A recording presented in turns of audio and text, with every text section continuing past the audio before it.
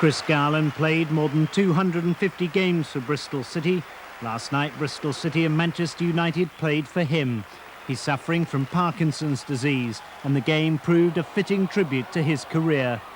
Hughes opened the scoring for Manchester United. He made it 2 after the hard work was done by Dion Dublin. The third came from Clayton Blackmore. As United eased off slightly in the second half, City struck back. Jerry Harrison with the first, Mike Wyatt with the second, and Leroy Rossignol with the equaliser to end a memorable evening. Steve White may have been slightly disappointed by the crowd at the county ground, but they were all pleased to see former Swindon favourite Colin Calderwood kick off the testimonial. Surprisingly, it was Bristol City who showed the crowd how to play the passing game that Swindon have been more noted for. The elder statesman in the side combining well, but Nicky Morgan, with all his experience, would have hoped to have found the target. Steve White himself had a quiet game, but did enough to force a mistake out of Mark Shale, but Moncur's snap shot flew wide. Then just before half-time, Swindon's new £500,000 Norwegian striker Jan Åge Fjortoft, who's just beginning to get to know the English game, looped Nicky Summerby's cross over Andy Leaning before getting to know some of the Swindon supporters. And it was John Gorman's other £500,000 signing, Adrian Whitbread, who almost made it 2 after the break. This time the luck wasn't on his side. But it was for Leroy Rossignol, who was in the right place at the right time to get onto Nicky Morgan's parried effort and level the match. Gary Shelton, dropped as captain and now fighting for his first team place, did his chances no harm at all with the winner, leaving John Gorman a few headaches and Russell Osman plenty to decide before the first game of the season. It was just the win Bristol City needed, and it was just the start City wanted to the second half, as new signing Liam Robinson got on the end of a Keith Welsh clearance to score his first goal for the club. But City's Coca-Cola Cup bubble almost burst 4 minutes from the end. John Hodge thought he'd scored to level the tie, only to see the linesman's flag go up for offside and leave City with a 1-goal advantage for the second leg.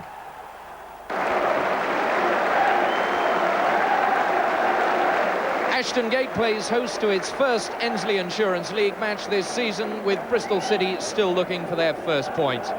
Russell Osman keeps faith with the side that lost to Wolves last week and beat Swansea in the Coca-Cola Cup. That means the promising youngsters Mike Wyatt, number 7, and Matt Hewlett at number 6, keep their places alongside the experienced Gary Shelton in midfield. Crystal Palace started their new campaign in the First Division after relegation from the Premier League with a goalless draw against Tranmere last Saturday. There's no Jeff Thomas in the Eagles, nor the useful Eddie McGoldrick this year. Both have been sold. But Britain's first £1 million goalkeeper makes his first return to Bristol City following his transfer to Palace 4 years ago. That, of course, is Nigel Martin. Your referee this afternoon is Mr. Arthur Smith from Rubery, and Crystal Palace will get the game underway playing in their change strip from left to right.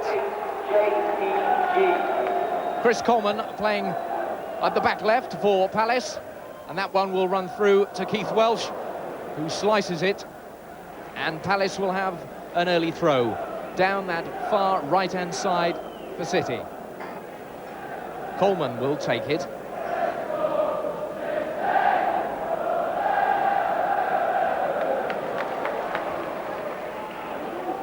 Baird, the low man up front at the moment, and is still onside. He has Robinson inside him. Hewlett's also on the edge of the box. He shoots himself, but falls over the ball, and Eric Young can bring it away, but that goes to Mike Wyatt. He gets a deflection, and City will have their first corner in the first minute of the game. And Brian Tinian will stroll up to take this first corner.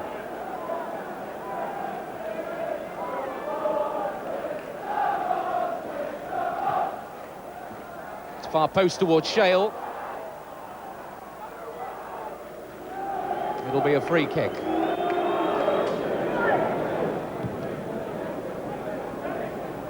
Baird and Young. Baird wins the second one. Robinson. Tinian now. He's got Baird up inside him. It's a good-looking cross from Tinian. Hewlett. Scott had made the run. There's Bowery trying to clear. That's Williams. Shale gets in another strong challenge, and Hewlett. But still Williams comes out with it. A good tussle early on in this game. And the flag's up. Certainly what this Bristol crowd wanted to see.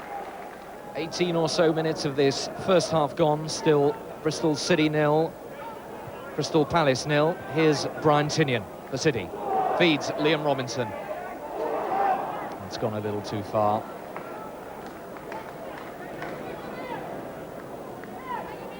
We haven't had a chance on goal yet. Only a couple of corners. A lot of tough battling, as we might have expected in midfield. Here's Gary Shelton. And Mr. Smith will have a word with Bobby Bowery.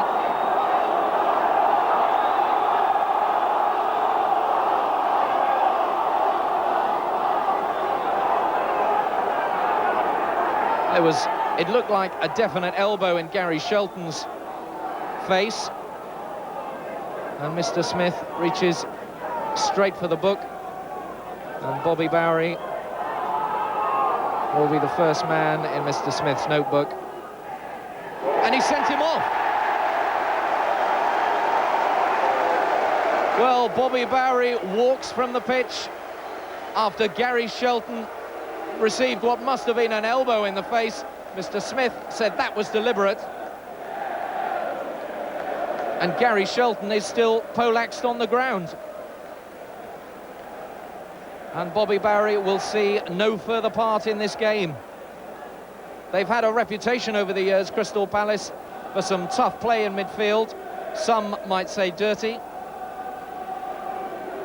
And Gary Shelton is certainly feeling the full effects of this.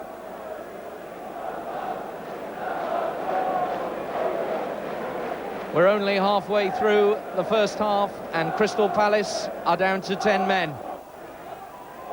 Comes straight across the goal.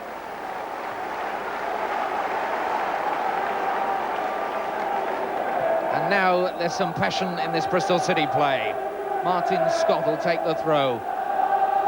It's 10 against 10 at the moment on the pitch. Hewlett. Scott. Here's Tinian. Floats a lovely ball through for Martin Scott, who wins the corner. With a lovely ball from Brian Tinian. Put Martin Scott through. And City will have their second corner. Martin Scott certainly enjoying a bit of space down that left-hand side.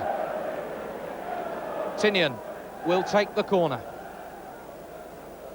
And Hazelwood comes near post. That's far post towards Shale. Coleman wins it. Hewlett. Back to Tinian again on this left side. Here's Robinson, edge of the box. Can he turn? Blocked by Thorne. Hewlett will have a shot. Never afraid to shoot, Matt Hewlett. Confident in front of goal. And now we see the return of Gary Shelton.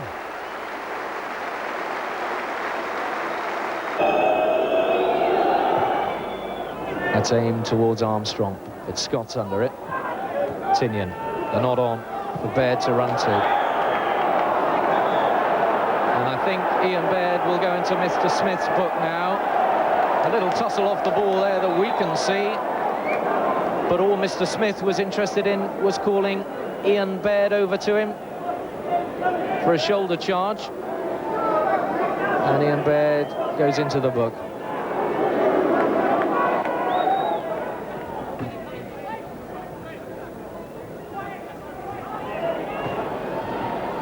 Good strong challenge from Matt Hewlett, but that falls to Williams. Shale can clear it only as far as Armstrong. It's a free shot on goal. And City will be pleased that that went straight into the arms of Keith Welsh. And there goes the whistle. A first half notable for one major factor, and that's the sending off of Bob Bowery for an elbow in the face of Gary Shelton. He's all right. He's back on the field and tussling in midfield. But at the end of the first half, it's Bristol City 0, Crystal Palace 0. Join us after the break.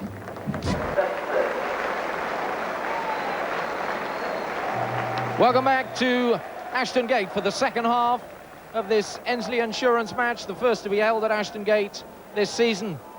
It's City 0, Palace 0, but here's Chris Armstrong straight away. Oh, and that just ran too far for David White.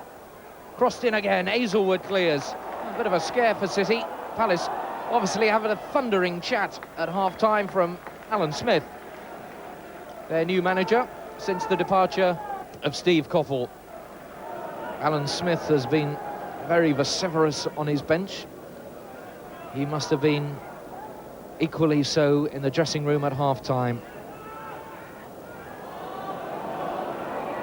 Paul Williams will get on the end of that. Float one in. Welsh doesn't hold on to it as Chris Armstrong gets in a very strong challenge, and City still under pressure at the start of this second half. But Shelton gets a lovely touch to Hewlett. Hewlett's got a man on him, but puts through Brian Tinian down the left-hand side. Has Baird and Robinson in the middle, but chooses Martin Scott. Here's Mark Hazelwood. A little chip forward for Young. Falls to Tinian. Here's Mike Wyatt. Little chip in. Baird goes for the header.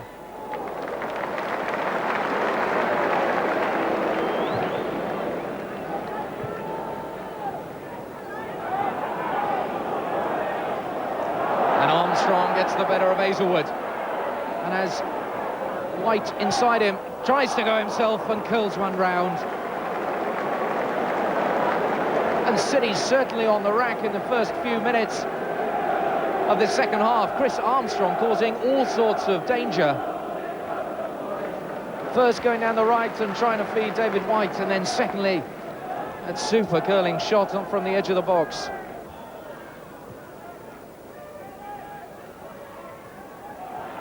David White takes on Mark Hazelwood and goes past him, but he can't go past Martin Scott. I don't think the police horse like that one. No wonder it wears a visor. They sit there every week and the horses stand. Great peril, I would have thought. And that's through to Williams. Good save from Welsh. And offside in the end. But it came very kindly to Paul Williams, who just had Keith Welsh to beat, and Welsh fell down well and blocked the shot. And from Gareth Southgate's follow-up, Palace were offside. And Coleman, the Welsh international, who scored on his debut, will take the throw. That's to Wyatt. Robinson gets in. Hewlett, what can he do? Makes a run into the box. Matt Hewlett.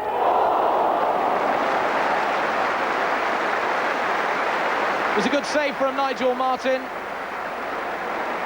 And Matty Hewlett made a good run into the box. It was a good curling shot, but Nigel Martin was up to it. Tinian working with Scott well down that left-hand side. Thorne has to clear, but that's only as far as Tinian. Can Ian Baird get on the end of that? No, Thorne's there. But he gives it straight back to Baird. He's got Robinson inside him. Falls for Wyatt. It was given straight back to Ian Baird, who had a shot himself. And it went across the face of the goal. Liam Robinson couldn't get a touch on it, and nor could Mike Wyatt at the far post. Hazelwood gets the better of Armstrong this time. Here's Mike Wyatt. What can he do? Loops it forward to Liam Robinson. He's got three men in front of him. Takes the long-range shots. He had no other choice there, Liam Robinson. He had Eric Young and Andy Thorne coming down on him. And in the end, it wasn't a bad effort. Here's Hazelwood. Martin Scott.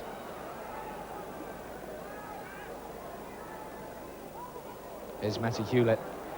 He's got Southgate on him. Can he wriggle round? Gets the cross in. Oh, Wyatt's shot! It was a first-time poke from Mike Wyatt. But again, the youngsters linking well. Matt Hewlett not giving up down the left-hand side, fighting on. And Mike Wyatt getting a toe to it in the end, but just over. Determined young man, Mike Wyatt. Here's Allison. Monroe, edge of the box. Wyatt with the cross. It'll be a corner. And City's best moves, certainly down this right flank, with Mike Wyatt at the moment.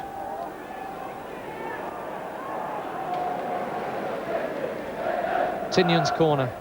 Baird runs near post. It's Baird! It was a beautifully floated corner from Brian Tignon. Ian Baird was there at the near post. And he just glided it in to the corner of the net. It went through Wayne Allison, and City are a goal up. Ian Baird's first goal for the club. It's Bristol City 1, Crystal Palace 0. And there's a fire in the Bristol City belly now.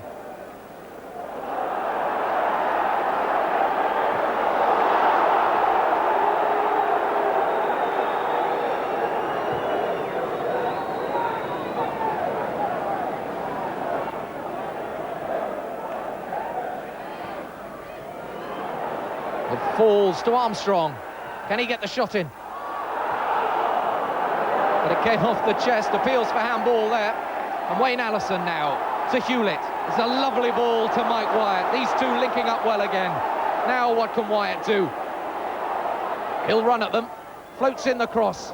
Young clears. Here's Shelton. Runs a little bit too far. Finds Wyatt again. The cross is in. Tignon. And it's 2-0. No, the linesman's flag is up for offside. It won't count. Brian Tignon thought it was over Nigel Martin's head for 2-0. But the linesman, Mr. Griffiths from Chippenham, said no. And now back down the other end. Monroe can clear to Wyatt. That fire in the Bristol belly has turned to a cauldron.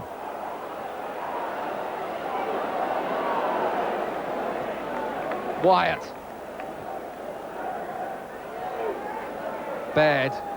Now Bristol City are beginning to play some football. Here's Tignon, the man who thought he made it too. Martin Scott. Tignon again. Scott on the overlap. There he is. There's another good run from Martin Scott down the left-hand side. Working well with Tignon, but Nigel Martin diving at the feet of everyone in the 6-yard box, could clear.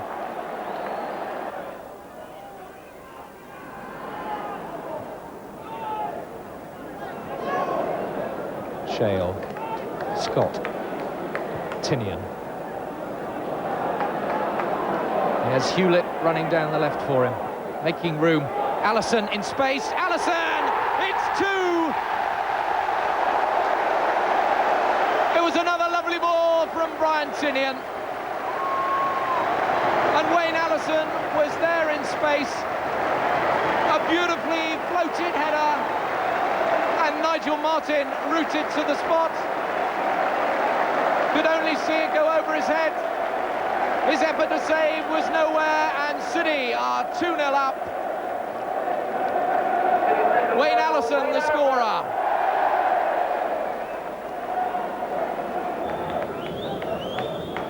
Here's Williams, Armstrong, Humphrey.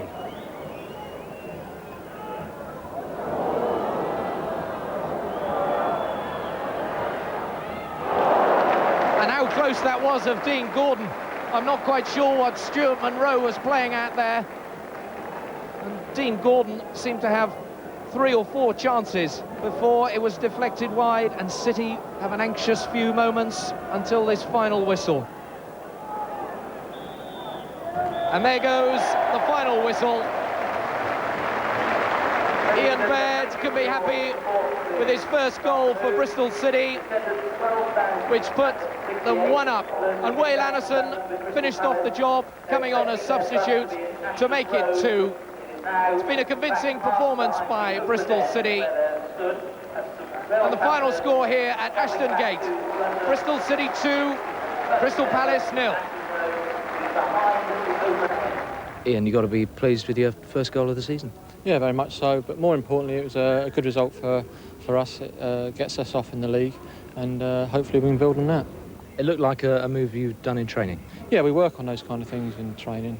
I knew where Brian Tinian was going to put the ball, and fortunately for me I got a run on defender and managed to get it on target. I mean, it was an inch perfect cross. Yeah, I mean, that's Brian Tinian's trademark. He's a very good deliverer of the ball, and fortunately this time it hit my head. Which included the last home game here when they were knocked out of the Coca-Cola Cup by Swansea. Manager Russell Osman once again has to change his side, this time because of international commitments. He picks himself at the back while Mark Azelwood is on duty for Wales, and Jerry Harrison also starts his first match of the season. Barry Fry brings to Ashton Gate a Southend side unbeaten in the league this season, with victories over Millwall and Peterborough behind them.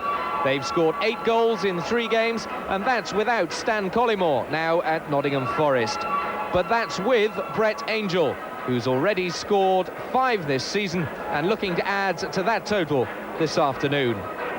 Your referee this afternoon is Mr. Clive Wilkes from Gloucester.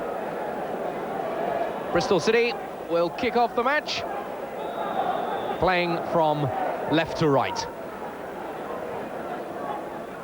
Ricky Otto, already showing a good bit of skill, but that's cut out by Shale.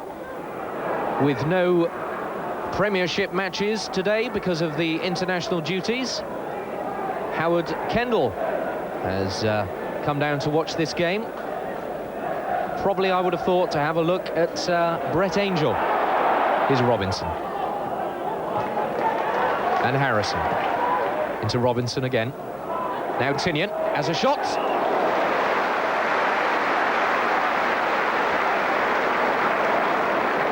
That'll warm Paul Sampson's fingers early on.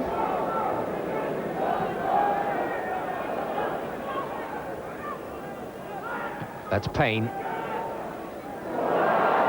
Monroe. It wasn't a good header away. This is Jason Lee. Here's Otto. Little left foot towards Angel and Answer. And in the end, Keith Welsh had to tip it over. It wasn't a good header away from Stuart Monroe. And as the ball came across, it was headed back in by Answer. And Keith Welsh had to just tip it over the net. Stuart Monroe has switched to left back. And here's Junior Bent.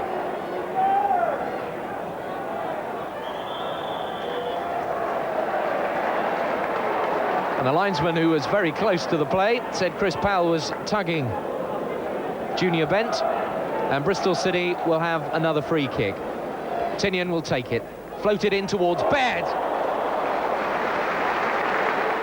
Again, Brian Tinian floating in a sweet little cross. And Ian Baird's header goes wide. Here goes Robinson, trying to take on Edwards. And trying to put through his striking partner, Ian Baird. And is that too short for Sampson? Plays a neat little bit of football.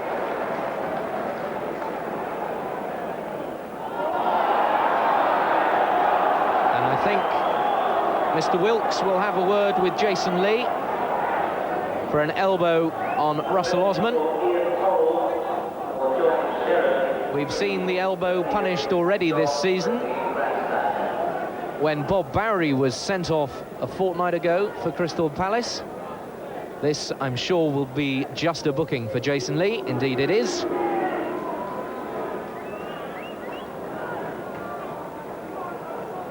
And Osman himself will take the free kick. It's aimed towards Baird. Here's Tinian. Little chip forward to Martin Scott, who's burst through, and Scott, good save from Sansom. And it looks like it's a penalty. It will be. It was the initial shot from Martin Scott. It was a good save from Sansom. But in the end, Liam Robinson was brought down in the area. And it'll be a penalty. Brian Tinian has now stepped up and has the chance of putting Bristol City a goal up. Here's Tinian. 1-0.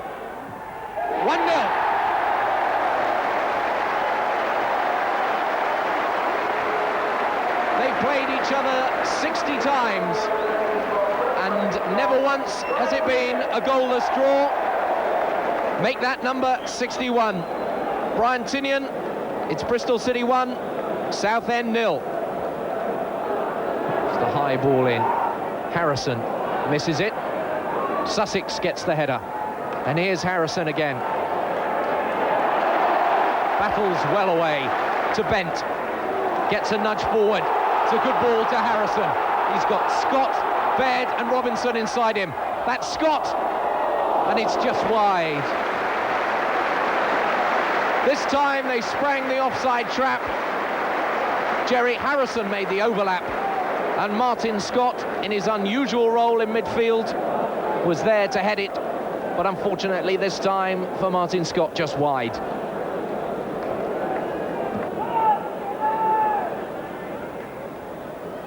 Robinson. That'll be a corner.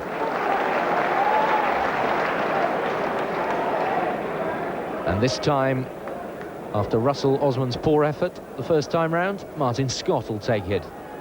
Shale has gone up. Baird's far post.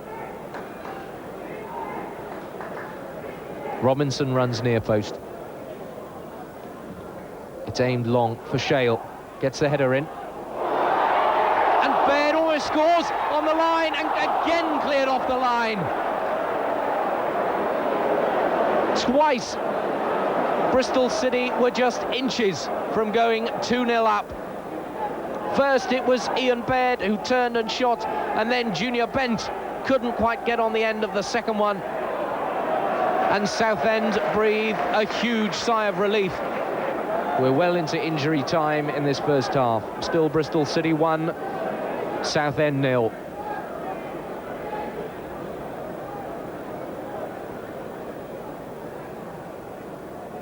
Answer. And there goes the half-time whistle to end a disappointing half. Not much incident, though City have had the better of the play. And they can thank Brian Tinian for that, who put them ahead from the penalty spot. As they go in at half-time, it's Bristol City 1, Southend 0. Join us after the break. Second half, Southend have made 2 half-time substitutions. Jason Lee and Ricky Otto have come off, and Paul Harding and Jonathan Hunt are both in. Here's Junior Bent. Got Liam Robinson outside him. There's only one man in the middle, and that's Ian Baird at the moment. That's a hopeful ball, which is cut out and goes for a corner. So City will start the second half where they left off, putting the pressure on Southend. Bobby Gould, the second Premiership manager to be spotted watching this game. Answer.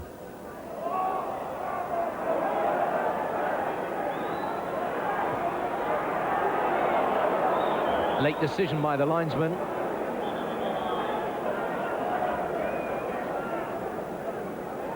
But 2 men had already gone down under an earlier collision, Brett Angel and Mark Shale. I think an accidental collision earlier on. And Mark Shale is going to come off after that collision. Blood spattered all down his legs. Long ball from Osman. That's for Robinson to chase. He's got Scott behind him, and that's a corner. So City down to 10 men, with Mark Shale receiving treatment in the dressing room. But Tinian will take this corner. Baird runs near post. It's floated towards Osman, and he scored!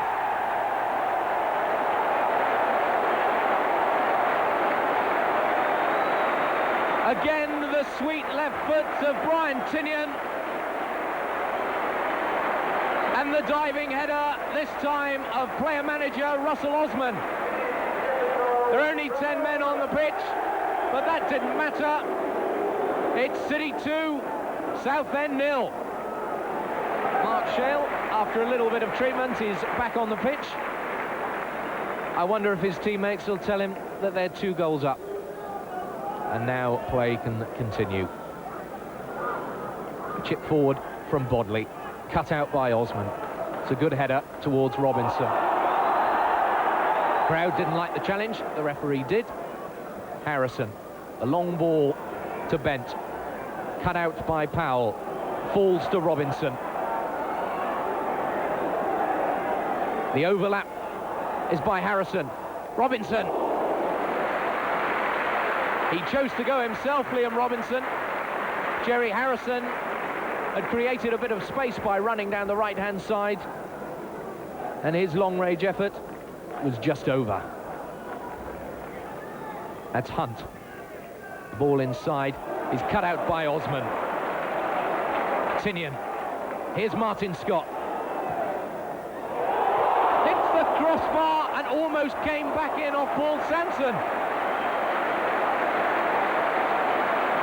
It was fully 30 yards from Martin Scott. It hit the crossbar, then hit Paul Sanson on the back as it came down, and it's away for a corner. And now the crowd are really behind Bristol City. Tinian, that's Rob Edwards. Oh, and just wide. They'll shoot from anywhere, this Bristol City side now. And this time, Rob Edwards, just past the post. This is Angel, with Osman on him. Little nudge in the back, and he'll get a free kick. It's taken quickly by Jonathan Hunt. That's Angel. Here's Sussex. It's there. Andy Sussex found himself in a lot of space. Took a first-time shot. And Keith Welsh had no chance.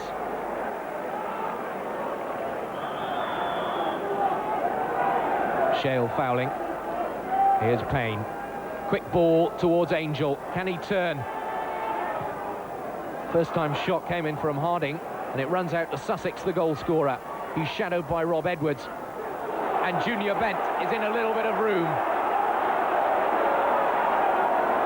He has Robinson and Baird up with him. It's 3 against 4. Robinson makes the run down the right. The cross towards Baird.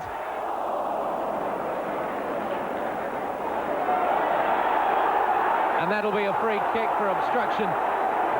But again, a lovely cross from Liam Robinson, who'd made the run down the right.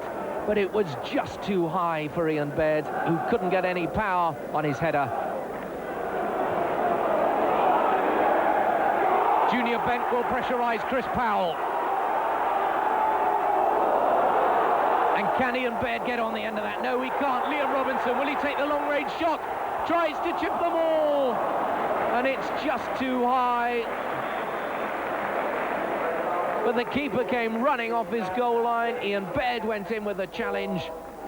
And then Liam Robinson's chip was just over the bar. Shale. And Ian Brown in a little bit of space. And will he take on Bodley? Yes, he will. Brown.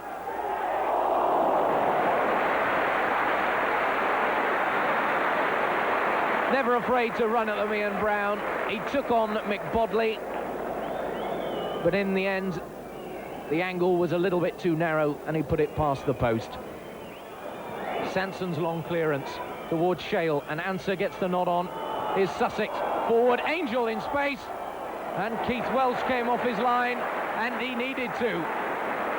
because Answer had got the flick on, and for really the first time in the afternoon, Brett Angel had a look in on goal, but Keith Welsh was down bravely, and City hold on.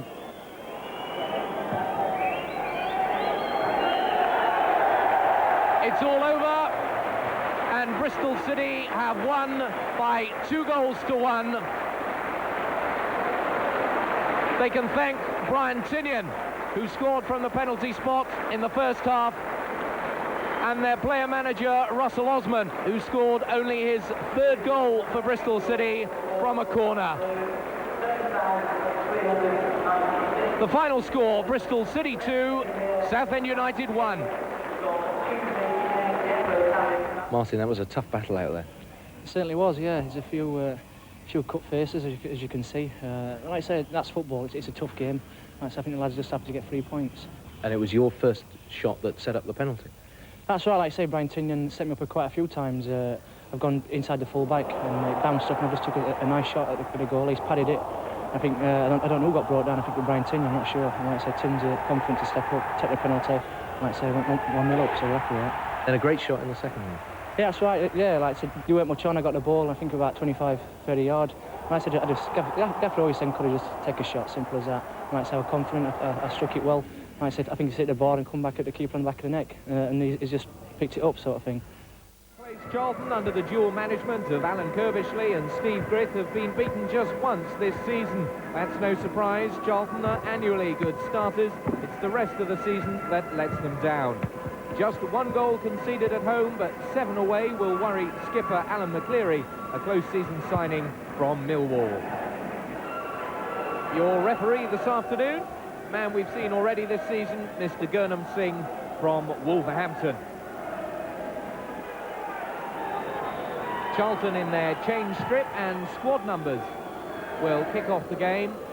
First time we've seen at Ashton Gate the squad numbers. Only 4 sides in the First Division have chosen to have squad numbers and names on their shirts, Charlton being one of them. Should make my life a little bit easier. A throw to Darren Pitcher. Forward meant to bed, it's too far. Here's Bill Chappell, back to his keeper. Long clearance. Matt Bryant, also in the side for the first time this season, this afternoon. A little scare. Keith Welsh, who very calmly watches it roll up to his line, turns around and says, I wasn't worried.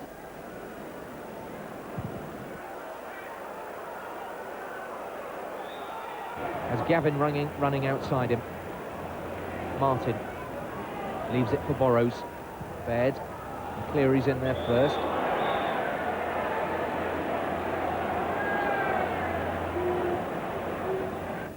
Will receive a yellow card on his debut for Bristol City. Indeed he does. Shale. It's Martin Scott. Quiet game so far. Izzy and Baird. Good control. Lays it off to Tinian. His ball is to Martin Scott. He comes inside. Here's Gavin and Tinian. Both wanted it. Martin Scott again. Overloaded this left-hand side of Bristol City. Gavin, Scott. Scott again, edge of the box. And Garland brings it away. Only as far as Shale. Here's Monroe. Gavin has come over to this left side. It gives it away. This is Garland.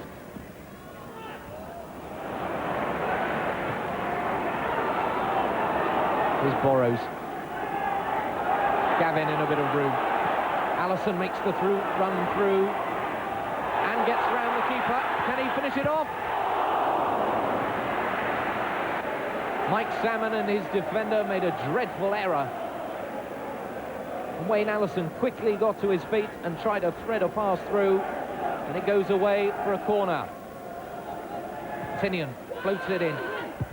Headed clear. Here's Gavin. Out to Martin Scott.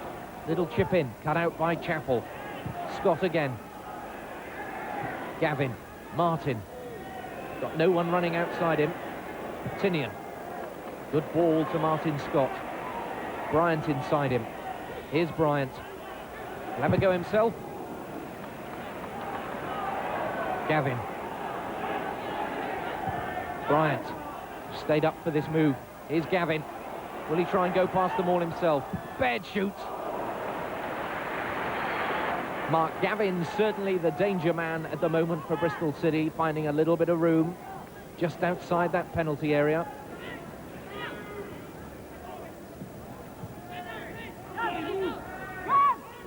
Gavin, two men on him. Goes round almost both of them. He'll chip in. Allison. Won't count. Referee had blown for a foul by Wayne Allison even before it came off the head of Ian Baird.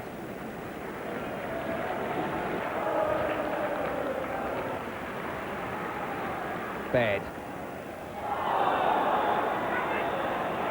And this time Phil Chappell will go into Mr. Singh's book, the second man. Martin Scott waiting. Tinian straight at the wall. Borrows. A chip for Allison. And as Baird's shot clattered off the post, the linesman's flag was very quickly up.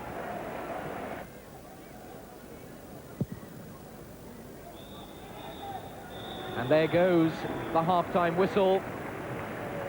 It's been a half notable for its lack of incident, really, but Mark Gavin has been the man to watch this first half, looking dangerous inside the Charlton half. But the half-time score, Bristol City 0, Charlton Athletic 0. Join us after the break. Welcome back. It was a pretty disappointing first half. Let's hope we can see some more goalmouth action in the second half.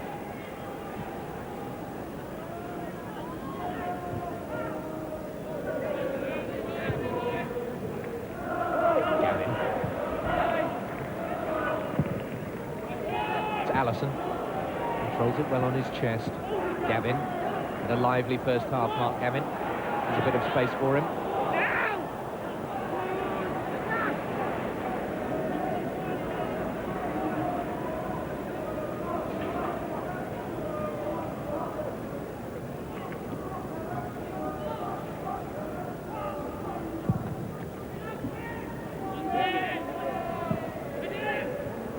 Borrows.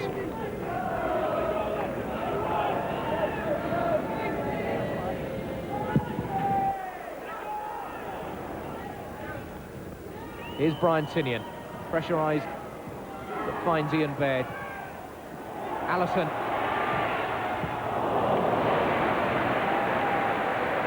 Ian Baird did well to hold up play. Found Wayne Allison, but his shot straight at Mike Salmon, and it remains goalless. This is Sean Newton. He skated past Monroe. Martin now. Garland. Sean Newton skated past Stuart Monroe as if he wasn't there. And then when the ball was pulled back to Garland again, Keith Welshwood was in exactly the right place.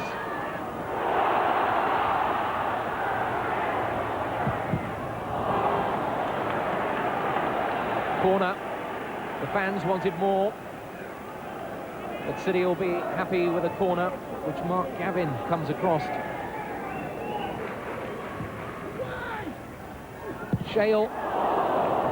And Bryant's effort. Mark Shale went up for the header, and when it fell to Matty Bryant, I think he was a bit surprised the ball actually came to him, and that was reflected in how wide the shot went. Still goalless. Now here's Robinson. Baird is inside, but it's 3 against 6. Baird has a little bit of room. Gavin's back inside him. Here's Gavin, but it is 3 against 6. Gavin again. Baird.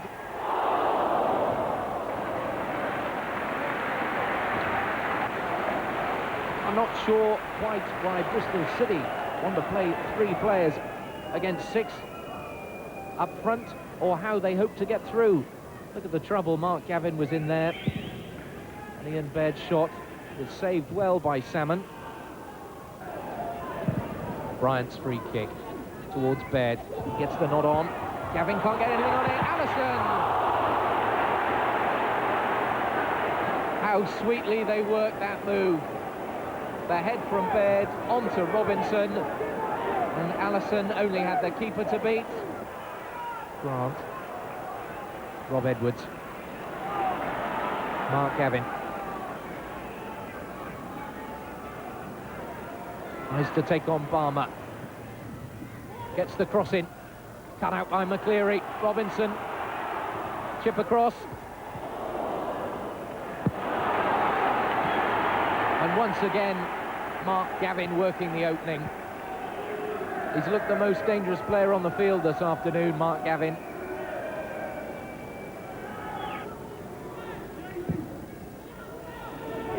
Shale. Baird, can he turn? Baird, it's the post!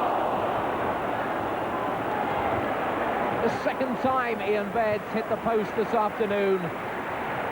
It bounced unkindly for him on the edge of the box, but he eventually brought it down and turned, hit the post. Martin. Allison, flick on to Robinson.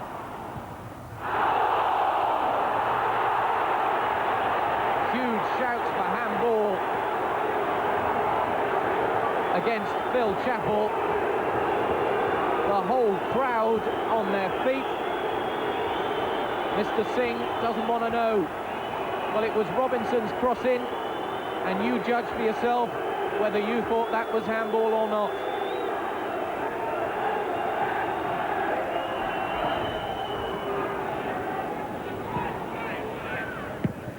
Borrows, only to Walsh. Inside, Robinson. Robinson still shoots. That wasn't so very far away. John Robinson almost snatching it at the death. He hit it first time and just over the bar. Allison. Robinson. Grant. There goes the final whistle to a game that only came alive, really, in the last 20 minutes. Mark Gavin, the danger man on the day, but no one could put away the chances that he gave them, and Ian Baird hit the post twice, the closest to scoring for Bristol City. To the end of this match at Ashton Gate, Bristol City 0, Charlton Athletic 0. Russell, it was a frustrating afternoon, wasn't it, really? It was. They're a good side, Charlton Athletic, and I think the longer the game went on, the more it looked like we were going to get the 3 points. One or two decisions didn't go our way. We didn't have a break in front of goal, but that's where it's going at the moment. I know you're not happy with the penalty decision that wasn't awarded. No, I'm not. As far as I'm concerned, the fella's got his arms up. He's trying to stop the cross going in, and the cross is hit one of his arms while he's in the penalty area. I know you're not too disappointed with Wayne Allison, but he seems to think that that was the difference between a point and 3 points. Well, Wayne seems to feel that the whole 3 points rested on his one chance that the keeper saved. Sometimes it does come down to one chance, but today there's a little bit more in the game than that. Happy with your loan signing? Very good. I mean, he's looked like he's been there all the time. I mean, even just in and around the club, he's slipped in there. You won't know that he's a loan signing, really. He's got on with the lads very, very well. He's a nice lad. He's good. Brian, did you enjoy that this afternoon? Yeah, it was nice to get 90 minutes under my belt, and you know, I haven't really had many games this season, so I was just glad to get out there playing on a Saturday again. How different is it playing in the First Division? You know, it's still very hard. The First Division's a hard division to play in. I think possibly the Premier's a little bit faster, but it's still very tough. You seem to settle in very easily. Yeah, I think, you know, that's down to the lads, you know, the way they play the football. They like to play football, and I think that'd suit me. Welsh with the long kick. And up well that time was Baird, but no City player there. But that time there was. Dave Martin steps in, and a chance for Allison, and straight at the keeper's feet. And he should have done better with that. You can see again, clear inside the penalty area and straight at the keeper's feet. 2 clear misses in 2 weeks now for Allison. That's a bad foul on Dave Martin once more. Portsmouth play coming over, and Dave Martin's not having any of that. Gavin to the byline, good cross in that time, and that was cleared wide then by Andy Orford. Gavin, Baird over the top of the bar. Very unlucky, right on half-time. He rose well, and the header just went wide of the far post. You can see he cleared his defender, and that goes agonisingly wide.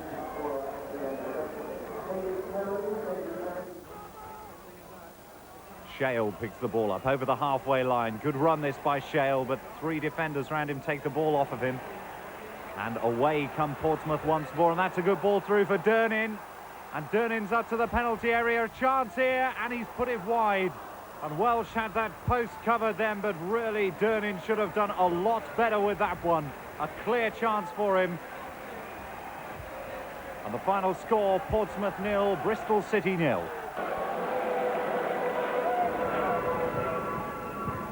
Welcome to Ashton Gate, where a bitter boardroom battle still casts a shadow over Bristol City. A tense time for the directors and also for a side that remains disappointingly near the relegation zone.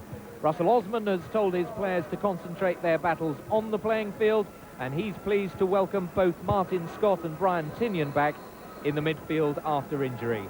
Both missed the 0-0 draw at Fratton Park after sustaining injuries against Charlton here a fortnight ago. Bruce Rioch's Bolton arrive at Ashton Gate on the back of an exhilarating 4-3 victory over Notts Forest last Sunday. Life back in the First Division for the Wanderers has sprung few surprises so far, but they've scored just 2 goals away from home all season. But a man who's certainly found the net at Burndon Park this year, John McGinley, Bolton's top scorer with 6 in all competitions this season. Referee this afternoon is Mike Peck from Kendal. And Bolton get this game underway. Believe it or not, the Wanderers looking for their first win at Ashton Gate in 19 visits. Their last success here was way back in 1906.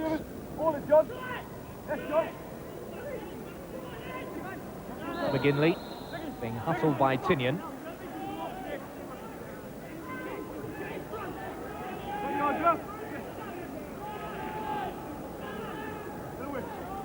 Brown with a free kick. Square towards Phillips. Balls to Baird.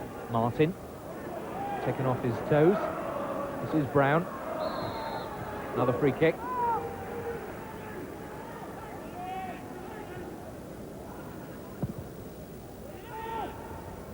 Bryant under that.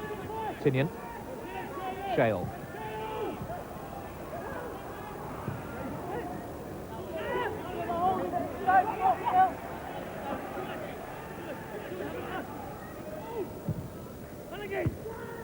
Monroe's header meant for Scott. David Lee cut out by Tinian. Martin Scott. This is Liam Robinson. Lost his bearings a touch. Liam Robinson.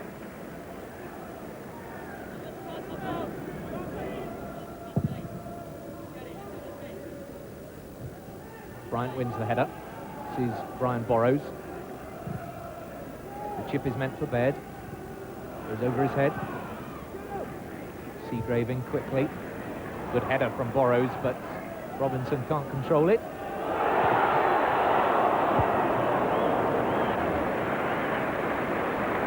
Liam Robinson was very quickly in on the back pass that Keith Brannigan failed to control. Just scooped it over the bar. Here's Shale.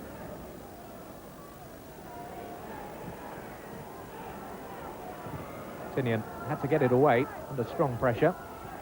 Baird comes inside. Robinson. Baird. Shot on goal.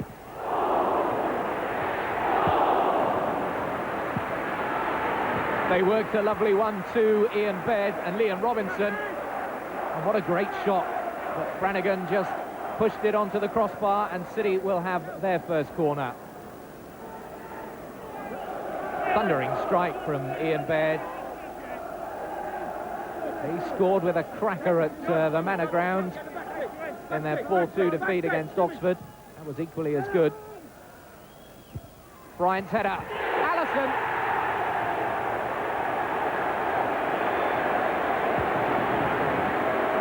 And at last, Wayne Allison answers his critics with a goal. He's been criticised by many for missing a couple of chances in recent weeks. But when Matt Bryant's header came back towards him, he put it in the corner with the faintest of glances. And City take the lead, 1-0.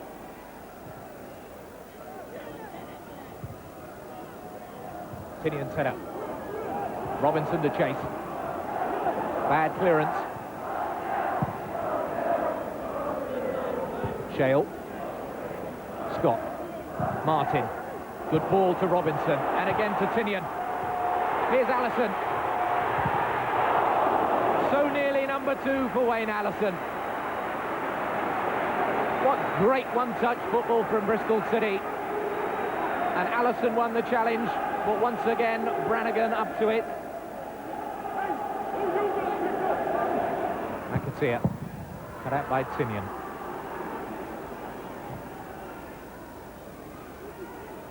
Patterson, long range. Keith Welsh can't save the corner. Lee's corner. Bryant's header. Back to Lee. Floats it in again.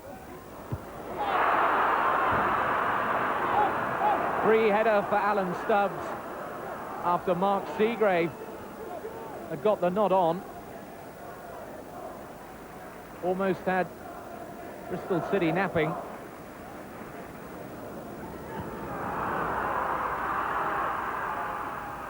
Baird's header again.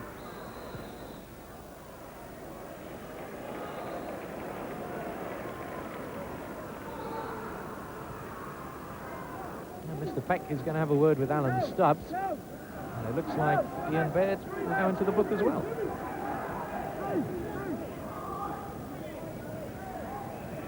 Indeed.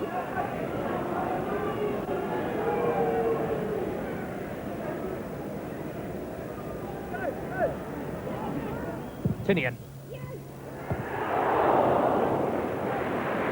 Got a wicked deflection, which almost left Keith Brannigan stranded.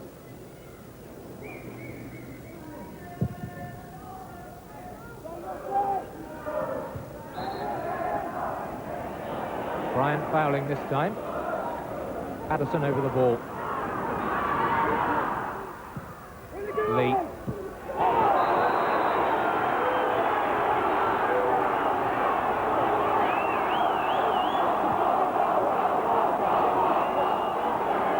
Well, you can see as the free kick came in, Alan Stubbs flew at Keith Welsh. Indeed, 2 bookings in a couple of minutes, and Alan Stubbs leaves the field.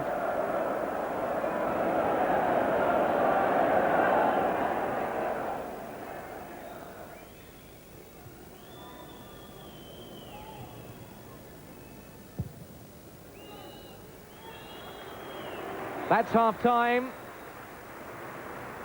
The end of a half which had 2 main incidents. Firstly, the goal from Wayne Allison, which put City ahead, and the sending off of Alan Stubbs. City have the double advantage. What will happen in the second half? Well, join us after the break.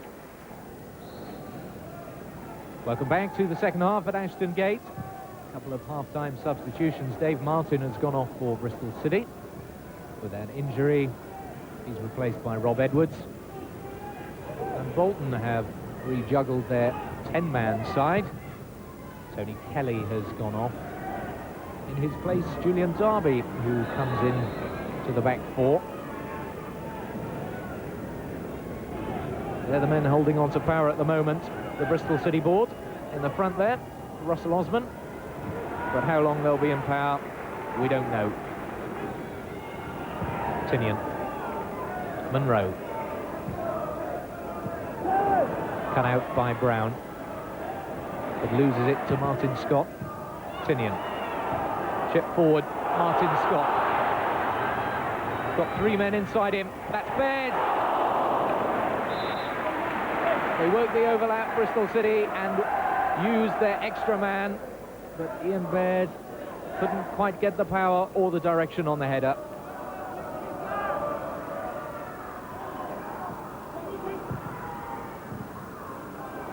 Here's Edwards. What a good strike. Just had time to look up, Rob Edwards. Took a first-time shot. McGinley chests it down to Lee. Patterson again, back in midfield. Tinian. Scott. Good ball for Allison to chase. Does well, Wayne Allison, just the keeper to beat. Still Allison. Floated towards Robinson. The flag is up, the referee hasn't seen it. They play on.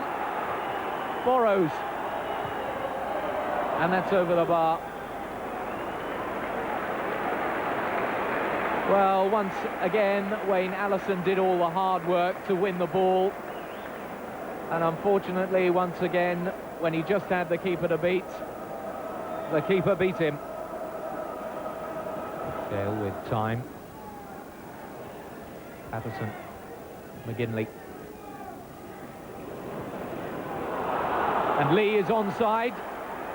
Lee against Welsh.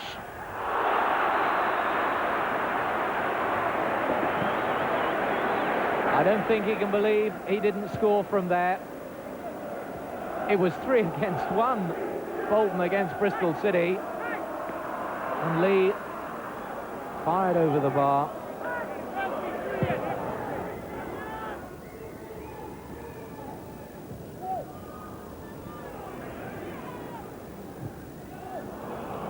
Scott gives it away. Scott Green with Martin Scott. And Shale does well. Still Shale. Gavin. Burrows outside him.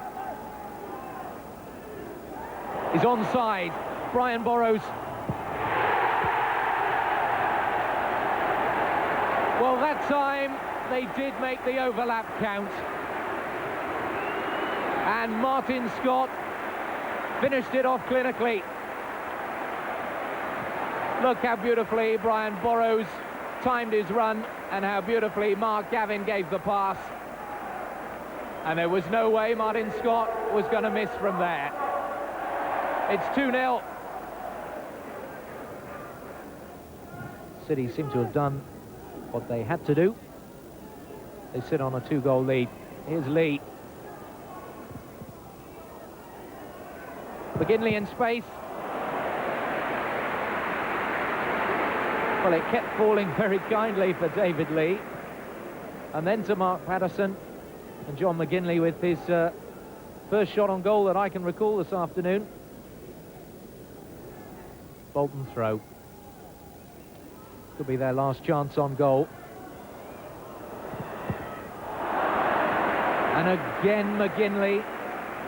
In almost exactly the same position as last time. Was the man over. And Scott Green had done all the hard work. But once again he tried to put it in the same spot, and once again Keith Welsh was up to it. And that's it. Bristol City have done enough, but really no more. Oh, no! Wayne Allison scoring in the first half, and then Martin Scott finishing off the job. Well, they chiselled their opponents down eventually, Bristol City, but it was nothing spectacular. Final score here at Ashton Gate, City 2, Bolton 0. Mark, their fourth clean sheet in a row and first victory away from Ashton Gate this season, much of it down to Mark Gavin. His acrobatic fall gave City a penalty in the second half. Brian Tinnion made it 1-0. Just 3 minutes later, Dave Martin puts Gavin away again, and his cross was met by Baird, who scored his 4th goal of the season. City jumped 7 places to 8th in the table. Night at Prenton Park against league leaders Tranmere, and a difficult away game for City, almost made even more difficult by Keith Welsh's footballing skills, or lack of them on this occasion, but he did well to recover. But it was a case of having to recover all night and call on their reserves of strength, especially after Nevin put Tranmere ahead within 10 minutes. Having not scored in their previous 2 outings, it was always going to be an uphill battle, a problem realised early by City's skipper. With us being down to 10 men playing the leaders in the division, we were delighted with the point, especially coming back twice from behind. And you opened the scoring yourself? Yeah, it was a great ball in from Brian Tinney, and just managed to get my head on it, and I was fortunate it went in the net there. I've been getting some ribbing from the players. I haven't scored yet, so it was nice to break my duck. And obviously pleasing to be away from home and end a couple of bad games that you've had. Yeah, we felt that we'd let ourselves down and the supporters down the last couple of games, and it was really a test of character for us last night, and every player on the pitch really battled and showed true grit. I mean, it's not the easiest place to go, especially on a Friday night, is it? No, they're a very formidable side at home, Tranmere, and obviously they've had a great start to the season. They're top of the league, and that makes it all the more pleasing that we managed to go there and get a point. City's cause wasn't helped when they were reduced to 10 men early in the second half. Stuart Monroe knew immediately what he'd done and what the consequences would be when he handled. It was his 2nd bookable offence. The first was debatable, the second obvious. The referee had little choice but to dismiss him. No doubt about Stuart sending off. The second bookable offence was handball, and that was fair enough, but the first instance was it was actually his first foul of the game, so it was a bit unfortunate to pick up the yellow card, but he's very disappointed, but you know, we battled through and managed to get a point, so he's pleased about that. 1 man down, soon to be followed by being another goal down. After a dreadful scramble and a cool back heel, Jed Brannan put Rovers back in the lead. The odds were stacked against City, who up to Friday had won just 1 and drawn 1 away from home. But despite their lead, Tranmere hadn't accounted for Wayne Allison, who worked hard all game.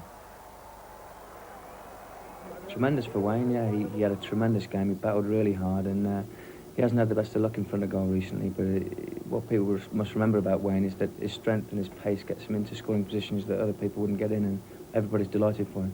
That is the thing. He keeps on trying, doesn't he? And he has got into the right positions, which perhaps some of the other players haven't got into. Yeah, he's been unfortunate, but you know, strikers ought to worry when they're not getting chances. He's creating his own chances, and we're delighted for him that he managed to put one away last night. Again it came from a set piece, again from the left boot of Brian Tinnion, who battled through despite his injured foot. And Wayne Allison answered his critics with a perfectly timed and beautifully struck header. It was his 3rd of the season and pleased manager Russell Osman. We've sat down and we've talked about what's gone wrong, and he's aired his views, and basically we've worked very hard in training. We felt that we weren't getting close to enough teams and closing them down, and we've worked hard on that, and I think the fact that we've also worked on set pieces this week showed yesterday. As I say, we got 2 goals from them, so we're pleased. 2 home games now to look forward to. Yeah, we've consolidated our league position now. I think we can go on from there. You know, we're playing reasonably well apart from the 2 defeats, and we feel that we can go and get points now and really start working our way up that league. Turning point at Tranmere last weekend ended a losing streak and restored confidence to a club whose boardroom battle is still to be settled. Mark Shale has shrugged off a thigh strain and takes up his normal place in the centre of defence. And Junior Bent plays his first home game since he fractured his cheek 6 weeks ago at Oxford. Russell Osman's old defensive partner, Terry Butcher, brings his Sunderland side to Ashton Gate with a dreadful away record. Played 5, no wins, 1 draw and 4 defeats, with just 2 goals scored away from Roker Park. Man in charge this afternoon is Paul Danson from Leicester. Bristol City kick off, playing from right to left, in front of a rather bigger crowd than we had a fortnight ago.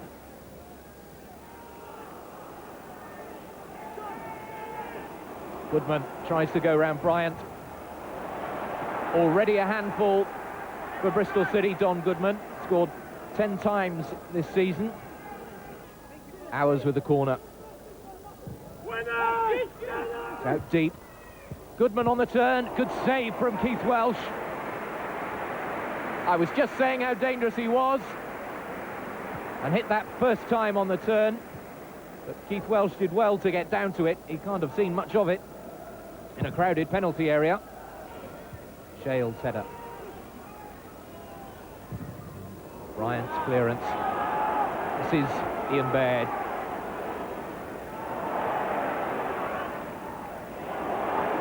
Now Junior Bent. Will he run at them? Has Baird in support. Llewellyn too. Little chip forward to Martin Scott. Junior Bent still. Falls to Ian Baird. Bobbled a little bit for Alec Chamberlain, but he was always behind it.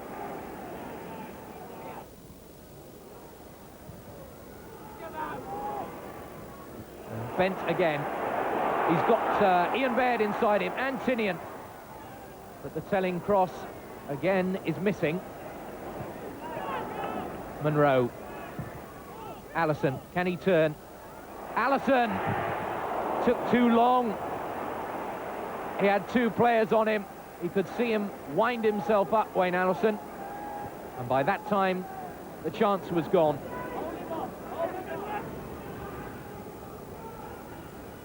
Ian Baird back to help. Again, the long ball. This time, Wayne Allison in space. It's one-on-one. Can he beat the keeper? Allison. Good save. Martin Scott hits the crossbar. Tinian. Oh, what a save from Chamberlain. Bristol City had three phenomenal chances. First, Wayne Allison. A great save from Chamberlain. Martin Scott thundered it against the bar. And then Chamberlain pulled out another miraculous save to deny Brian Tinian.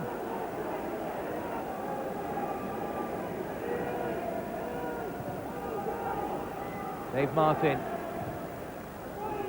Baird wins the header. Bryant shot wide.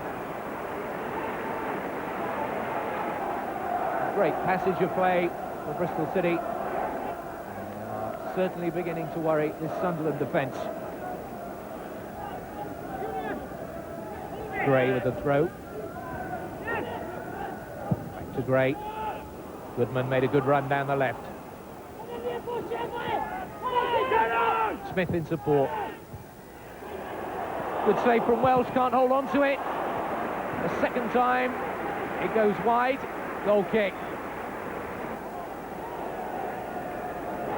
Couldn't hold on to the header, Keith Welsh. Fortunately, the follow-up went wide. But Goodman made a very good run.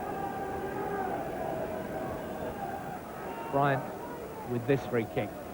Allison up there for him. The target man is Baird this time. Gets the head on. Allison can't control it. Scott! It's a well-worked move.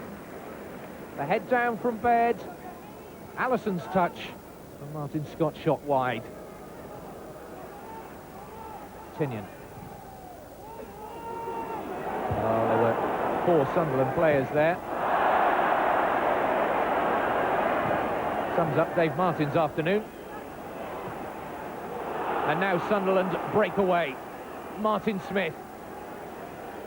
Still Smith. Cuts inside. Monroe and Atkinson. In fact, it was Armstrong who had the shot in the end. But once again, they were exposed after a dreadful mistake by Dave Martin in midfield.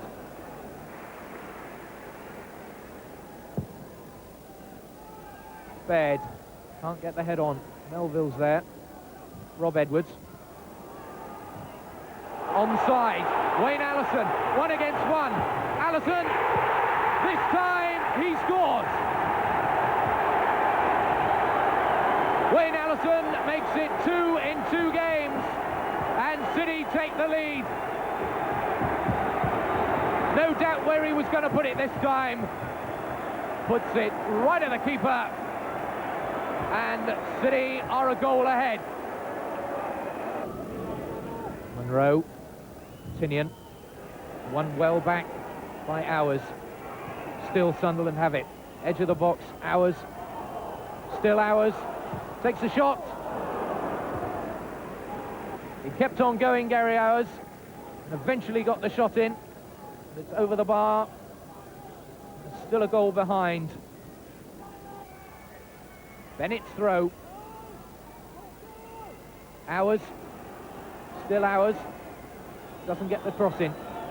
Still, instead uses Atkinson. Tinian must clear it. And does. Confident Brian Tinian. This is great. Llewellyn's header away. And Scott. Allison. Good ball to Robinson. But loses out to Michael Gray. He does well, the youngster. And still he goes. And tries to put Russell away, but he'd come inside. And that's cleared for a Sunderland throw-in. Still they pressurise Sunderland, but at the moment they're not getting anywhere. This is Michael Gray. Early cross in, and that's Tinian, and he can bring it away towards Martin Scott. It's 3 against 2. Baird outside him. That's Ian Baird. He's got Martin Scott and Liam Robinson waiting for him. Baird goes alone. Baird, 2-0. It's all over now. Ian Baird scores for City, and the victory is complete. They worked it well. A well-weighted pass from Martin Scott. And Ian Baird took his time and finished with precision. It's Bristol City 2, Sunderland 0. And that is the final whistle. They battled very hard, Bristol City. They never gave up, and it was Wayne Allison who put them ahead in the second half. And then Ian Baird rounded it all off with a goal in the last minute. They can thank their solid defence for not giving Don Goodman a sniff all afternoon. And it's a good performance by Bristol City. Final score here at Ashton Gate, Bristol City 2, Sunderland 0. Wayne Allison has scored 5 times in the past 3 games. Last night, City outflanked Birmingham. A hat-trick for Allison, a well-deserved win for Bristol City. But while the players celebrate, the bruising boardroom battle which could unseat the present directors continues. Today, the club's financial director was quick to make the most out of figures, showing pre-tax profits of more than £500,000 for the past year.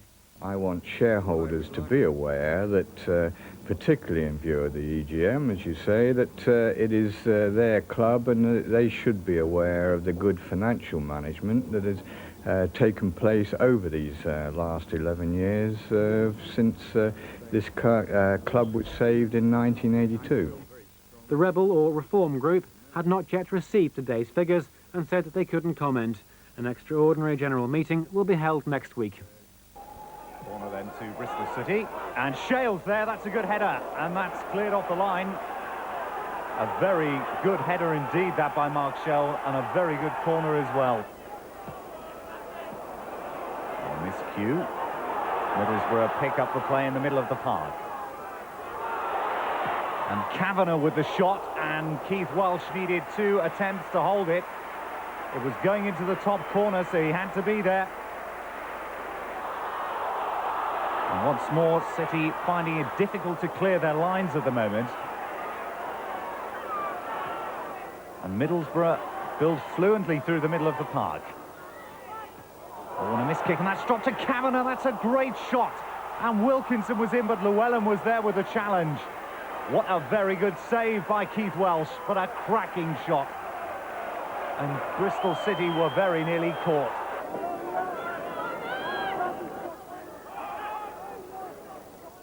Junior Bent. That's into Robinson. And he's brought down there, surely. And the referee points to the penalty spot. Absolutely no doubt about that. You can see here no attempt to play the ball whatsoever. Fleming brings him down. And Brian Tinian it is who steps up to take the kick. And Steve Pears not quite ready. And here comes Tinian then. 1-0 to Bristol City. A very well-struck penalty kick as well. Low to the right of the keeper. Brian Tinian's third goal of the season and his third penalty.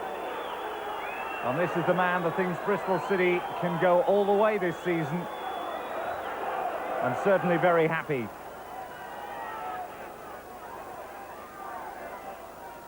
City should have done better with that. And Borough come away. But they give the possession away once more.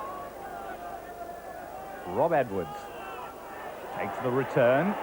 Edwards shoots, and Pears is down well low at the near side to gather that easily.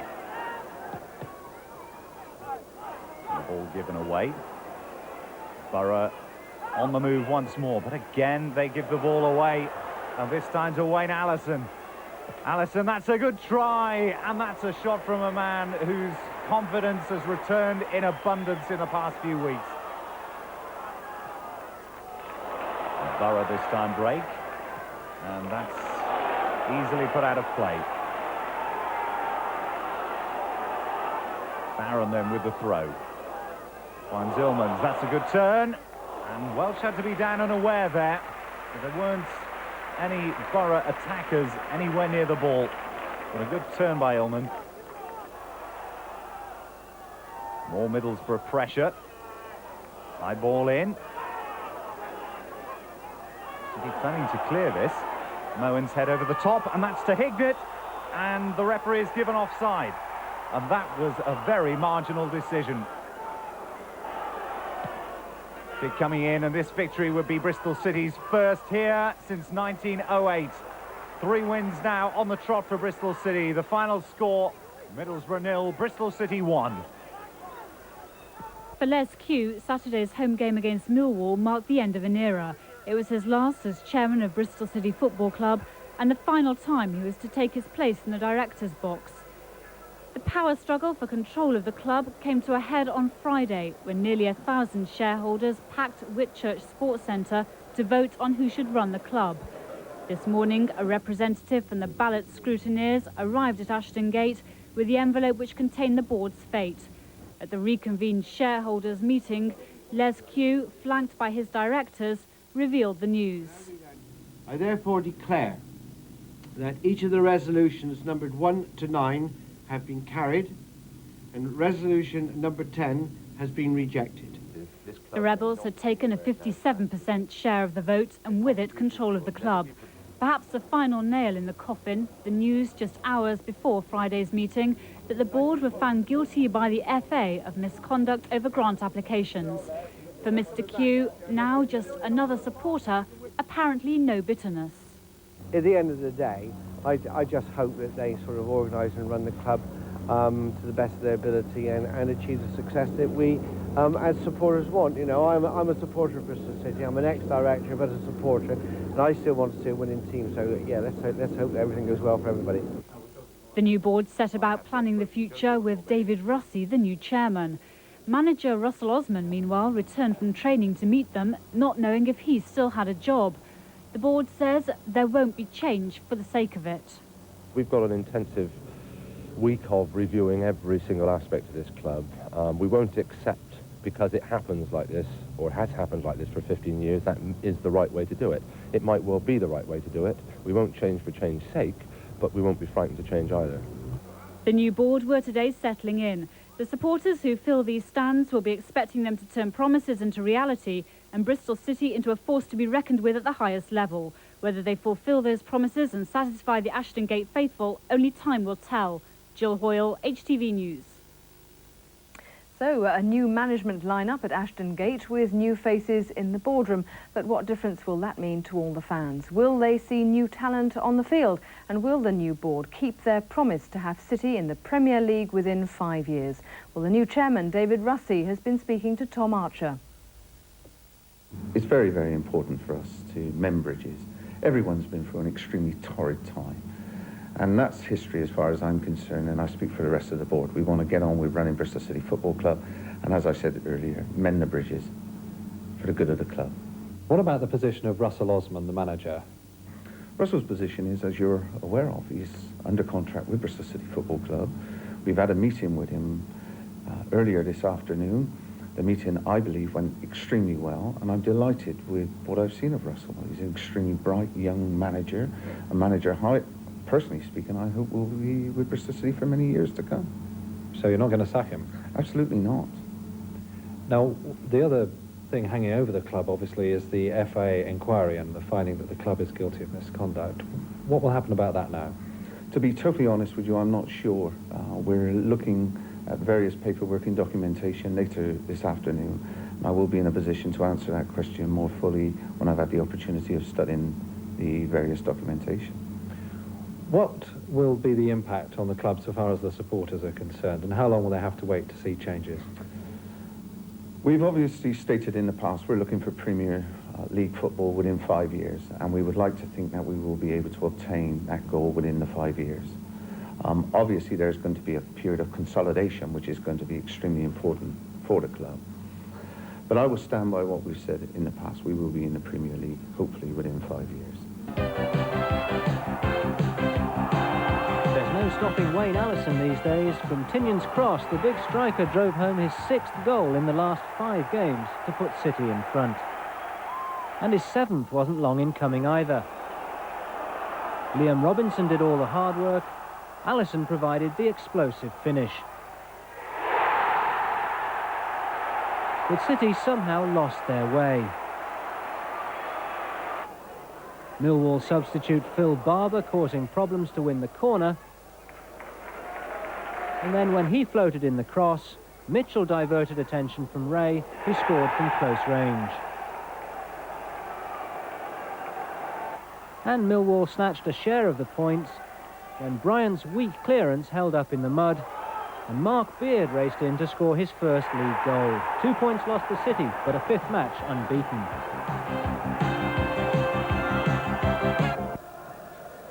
Welsh with the clearance. That's aimed towards Allison. But Holdsworth there with the back header. But it's not a good one to Junior Bent. Should have done better, Bent, had Robinson inside him. I think he knows he should have done better.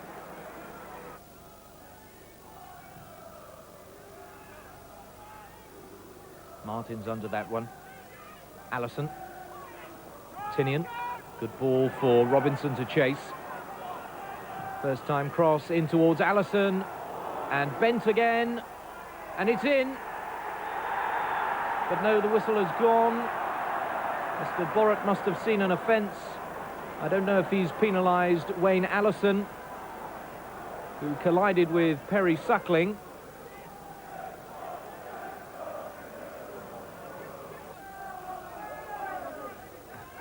Robinson. Shale. This is Tinian. And Martin trying to put Bent away again, but that's too far. And in fact, on this other side of the pitch, Mark Shale is being taken off. It looks like he's damaged his left calf, and he'll play no further part in the game, and that's a big disappointment to Bristol City to see their skipper going off. Allison, Robinson, Bent running outside him. There is Bent. Can he keep it in play? Yes, he can. Has Llewellyn in support. There's Llewellyn. First time cross towards Allison, but he's offside. And Mr. Borrett didn't like that, and he'll book Wayne Allison rather needlessly. Good ball through for Bruce Dyer. He's got 4 players inside him. One of them is Solomon. 1-0. Dreadful Bristol City defending. There were 4 Watford players queuing up then. One of them was Solomon. And he puts Watford 1-0 ahead.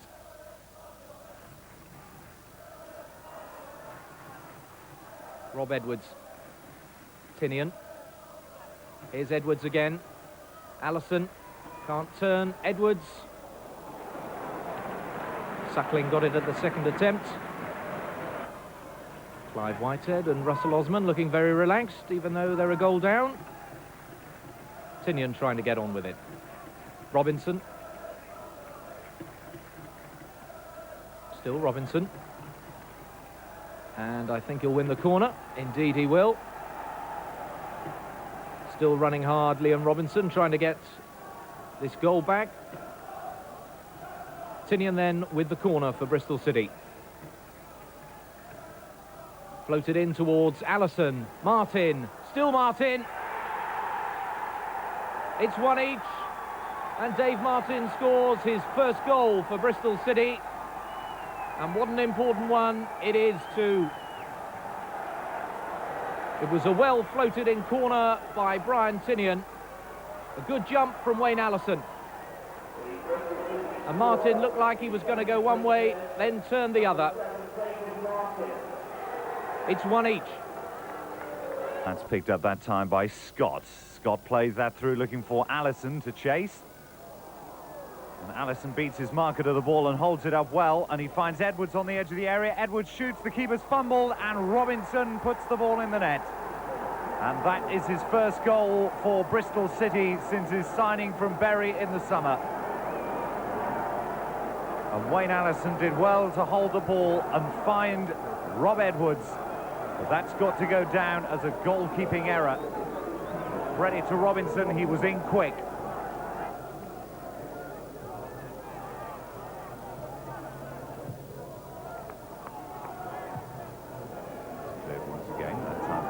Looking for Baird, and that's into Junior Bent. Allison arriving, and that was hit far too fast. And Tinian tells Bent exactly what he thinks.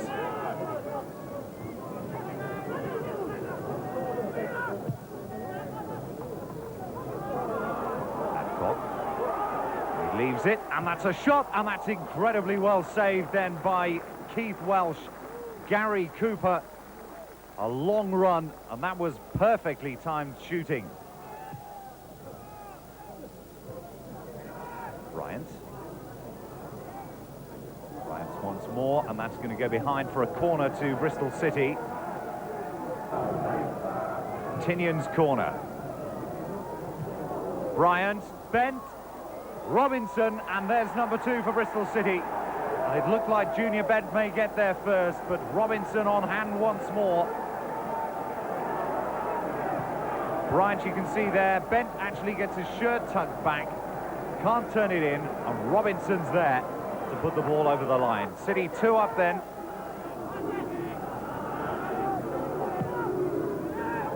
Once more, Bryant's left it, McGlashan's in there, and Bryant has an angry exchange with Keith Welsh and pushes him, and well, quite what's happened there. You can see it was obviously a failure of communication and a real swipe around the head then from Keith Welsh to Matt Bryant. And that's the second time this afternoon Bryant has been in heated exchanges with his own teammates. City forced to defend, and that's a slice kick. And the referee, well, that really is a laughable decision by the referee. He's given that as a back pass. And that's in. Peterborough have scored. No, they haven't. It was an indirect free kick. And it obviously never touched anybody, and City still lead by 2-0 then here. It was goalless at Ashton Gate as well. City started brightly, dominating the first half hour with some clever football. But their best effort was a long-range shot from Brian Tinian, well saved by keeper Stephen Pears. And Tinian also tested the visitors' defence with an in-swinging corner. Headed out only as far as Tinian himself. Another long-range effort, another save by Pears. In the second half, Middlesbrough content to get all 11 men between the ball and the goal.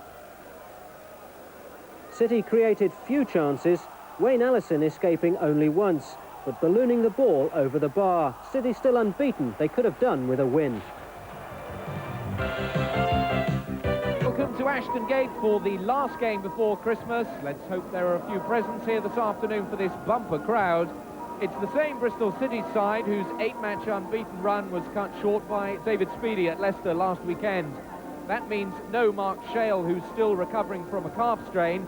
The pressure, therefore, once again on central defenders Matt Bryant and Stuart Monroe, who pair up for the 4th time. And that's because Wolves have a deadly striking partnership who have an extraordinary record of scoring against City.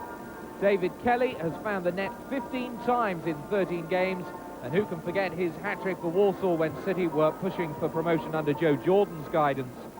Wolves themselves are unbeaten in 12 games, and Graham Turner has more or less a full squad to choose from. He leaves one of his close season signings, Kevin Keane, on the bench. Irish international Robbie Dennison plays on the left side of midfield. Man with the whistle this afternoon is Gerald Ashby from Worcester.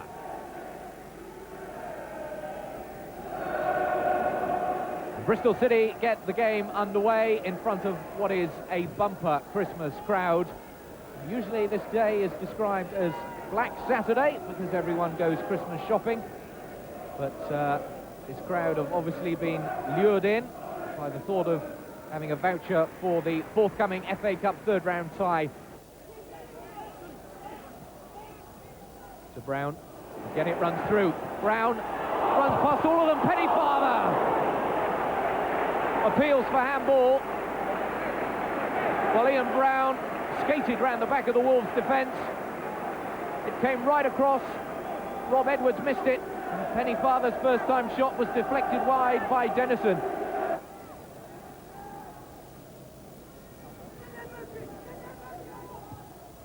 Tinian inside to Rob Edwards. Little chip forward for Martin Scott, who made the overlap. Gets the cross in. It's all coming down the left flank at the moment. The overlap this time from Martin Scott. But the angle too narrow for Liam Robinson. Here's Andy Llewellyn for Bristol City. Little chip forward to Liam Robinson. That's too far.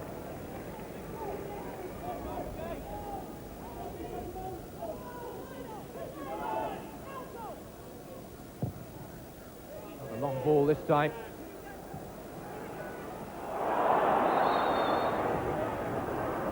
A free kick for Bristol City, but where was the communication between Stuart Monroe and Keith Welsh? As Monroe headed back, was dangerously close to an own goal. There was a foul. Bob Edwards times his header well, but doesn't direct it so well. That's the other Edwards. Paul Edwards. Now Wolves attack. Important interception by Stuart Monroe. The crowd were looking for a quick counter-attack. It didn't come. Liam Robinson tries to put Ian Brown away again. That one's too short. Wayne Allison has scored!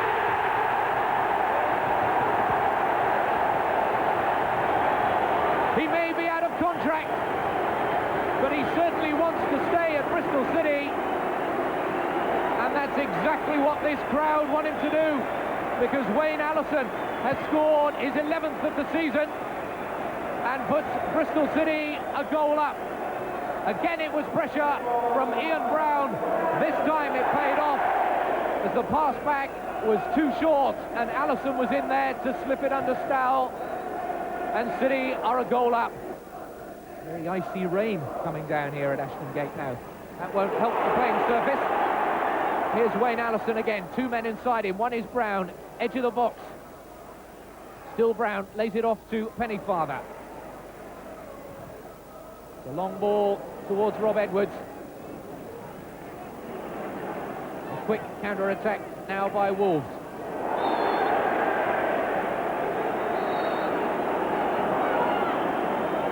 Dreadful challenge by Brian Tinian, which will go punished by Mr. Ashby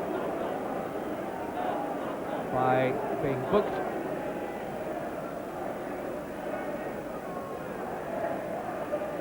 Not the sort of challenge you really want to see on a surface like this.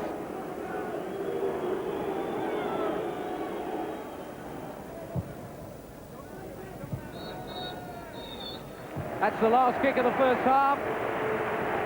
A first half that this bumper Bristol City crowd, the biggest of the season, will certainly have enjoyed, because Bristol City go in 1-up thanks to Wayne Allison, who picked up on a poor back pass, and City lead at half-time.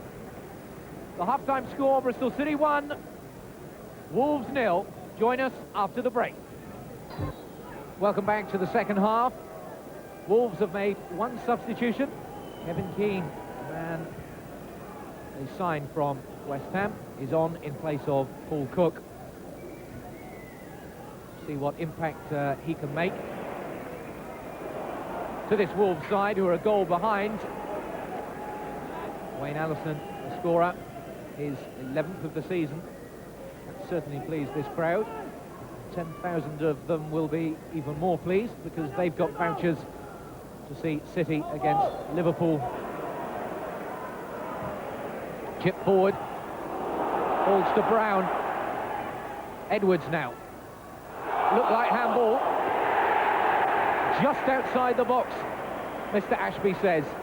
Definite handball. Get a clear view of it. Just as Brown and Edwards were making Wolves sweat again. Tinian over it. In the end, it was Pennyfather who took it with his right foot. No trouble for Stahl.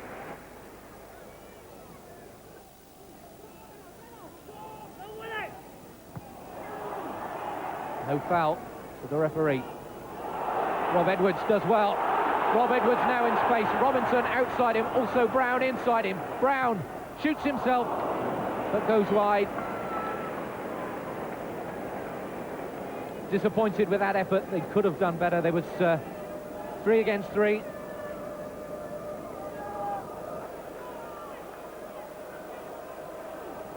Allison, it's the flick on towards Brown. Can he bring it down? And Ian Brown has scored!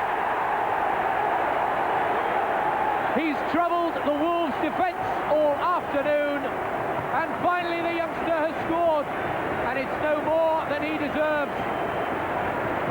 And he's got every right to celebrate. The flick on from Allison, and there was Ian Brown to score his first goal for Bristol City. Allison and Venus. And Allison gets away from him. Brown is in the middle. Can he turn this time?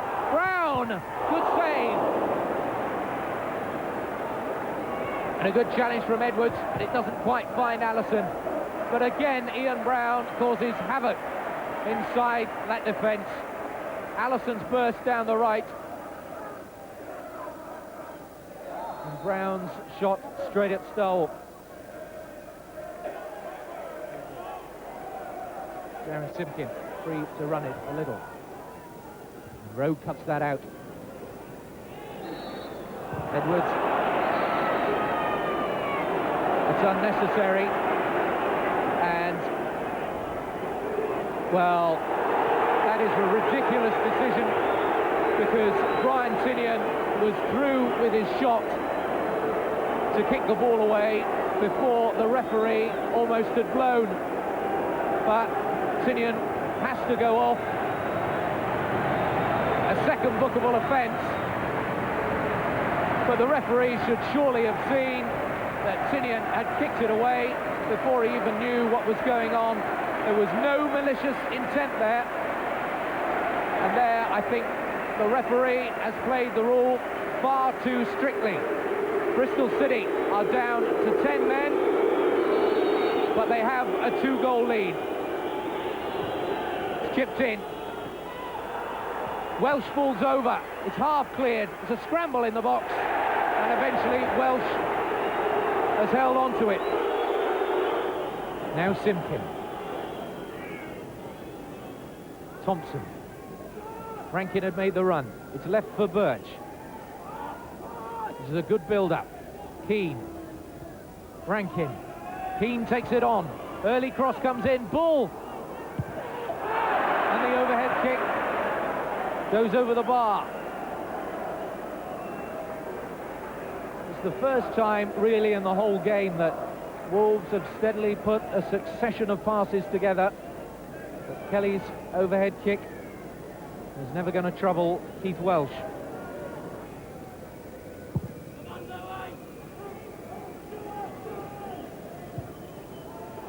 Rob Edwards, quick ball. Here's Rob Edwards again.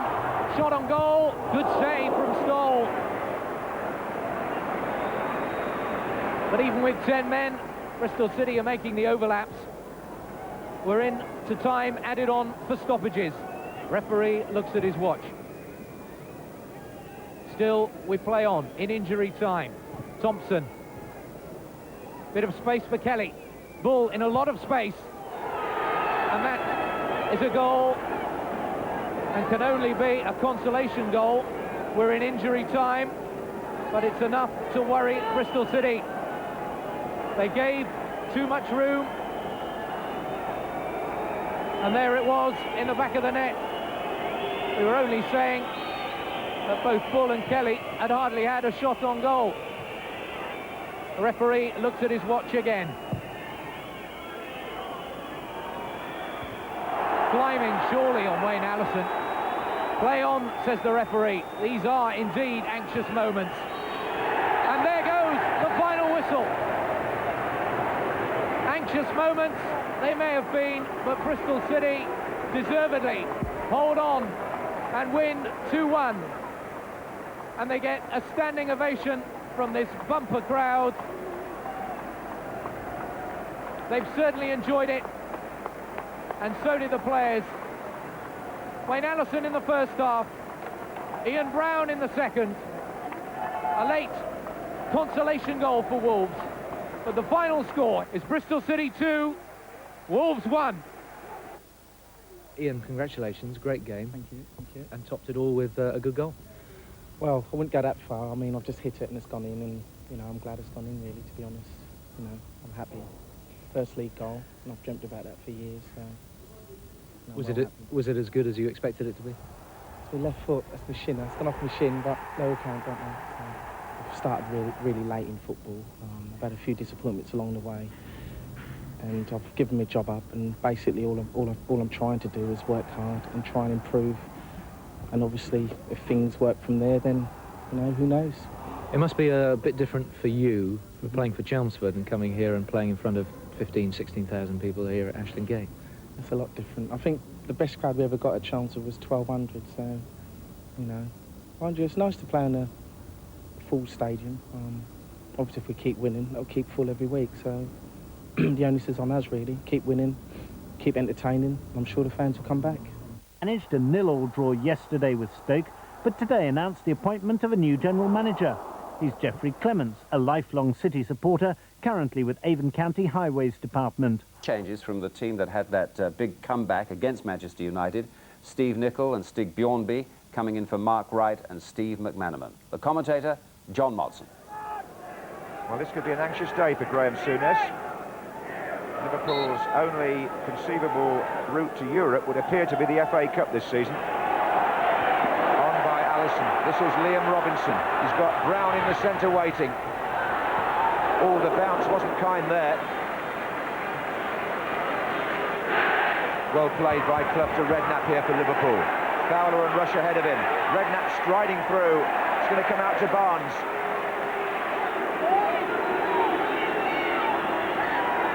And still John Barnes all the way. And Rush! And a goal! Liverpool in front. And Ian Rush, the captain, gives them the best possible start. Barnes takes on Scott on the outside. The other defender, Bryant, was stretching as well. Rush took up the perfect position and tucked it in the corner. And that is Ian Rush's 40th goal in FA Cup football. He's now just one behind Dennis Law, who holds the record this century of 41. Redknapp, Barnes. There goes Rush again. Here comes Fowler again. And Rush. Oh, goodness, good save by Welsh.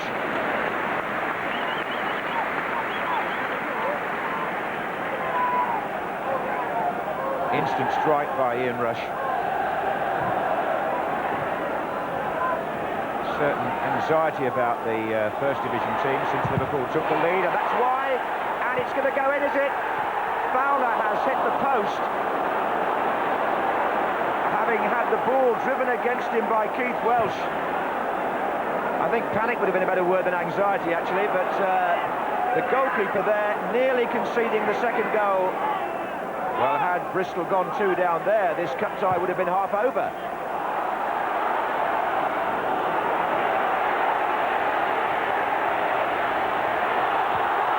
And Grobbelaar now takes the chance.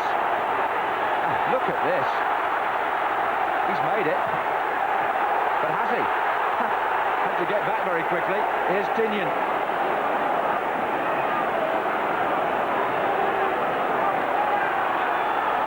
Martin.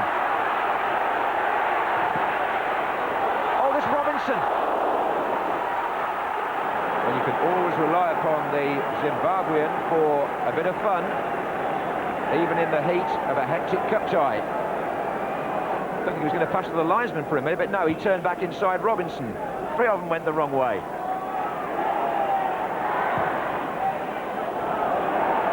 Allison. Here comes Robinson. Grobbelaar right out. Hasn't made it. Robinson. Off the line. Steve Nicol.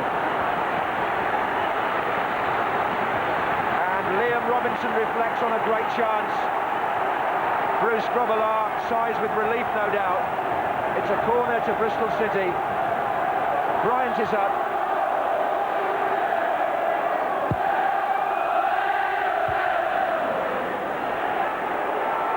Here's Scott, and the home fans wondering how that chance got away. Grobbelaar came out and didn't get it this time.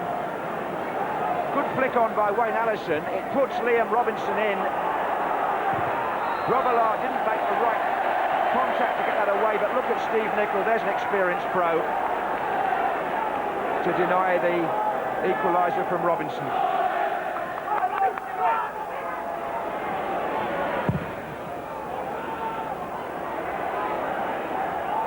Good header by Allison. Oh, here's Robinson again with Brown inside him. And great save this time by Grobbelaar.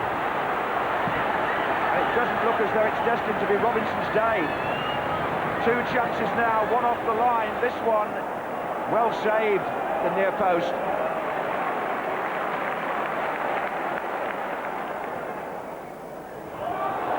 Grobbelaar comes again. Oh, one-handed.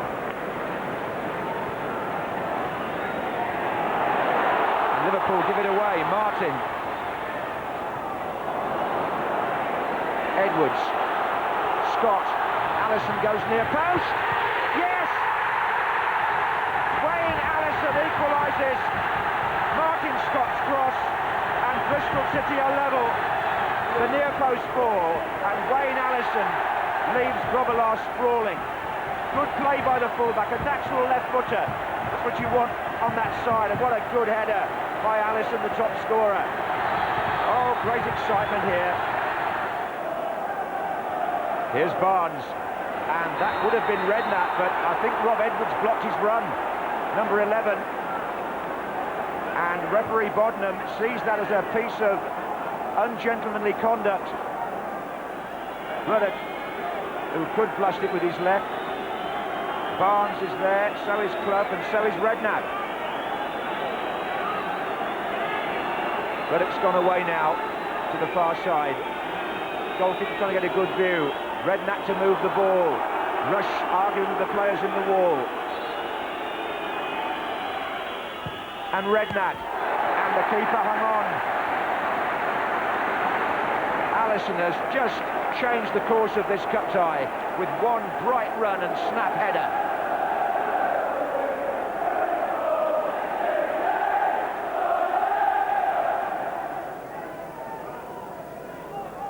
Graham Souness knowing that this is just as hard a cup tie as they were expecting.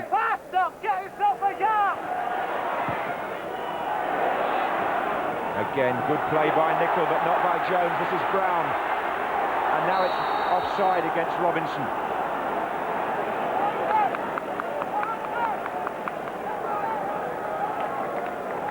Well, had it rained like this morning, the match might well have been off.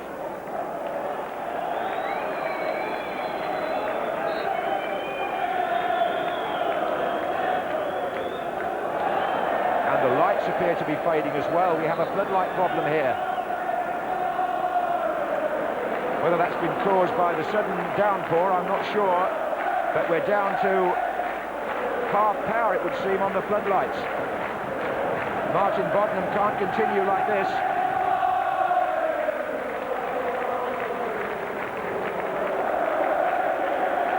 As you can see, some of the lights have gone out completely, and the players are going to have to be asked to leave the field.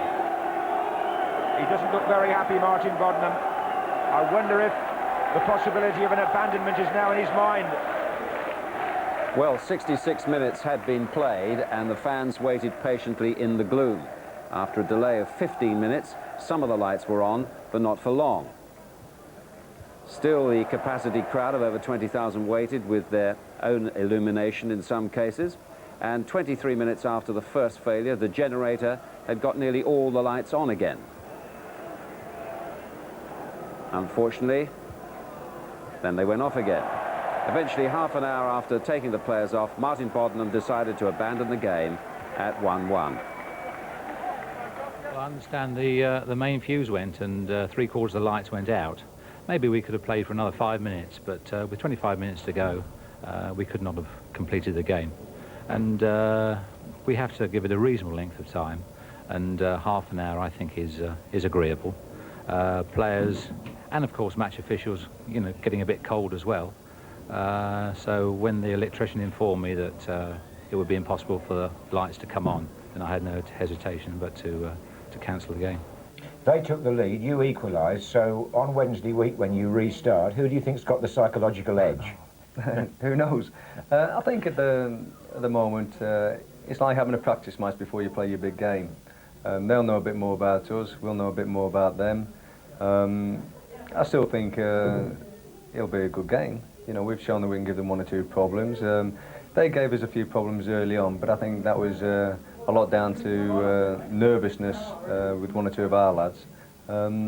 We just hope that they've got that out of the system now, and then we can go right from the kick-off next time. And it will indeed be played again on Wednesday week at Ashton Gate. The goals scored in today's abandoned game do not count in the records, so Ian Rush is still on 39 FA Cup goals, 2 short of Dennis Law's record. You might recall that Law himself once scored 6 goals for Manchester City in an FA Cup tie, but none of those counted because the match away to Luton back in 1961 was washed out.